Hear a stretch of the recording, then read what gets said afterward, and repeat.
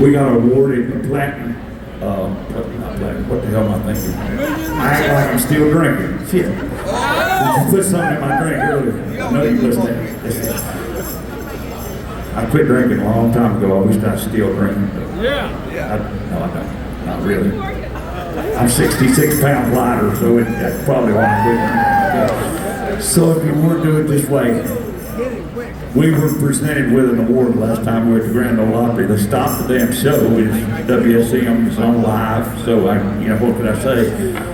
Pandora awarded us 1 billion times that we've been listened to on Pandora. So that helps a little bit. Spotify come around with 66 million, so they'll be all right. Okay.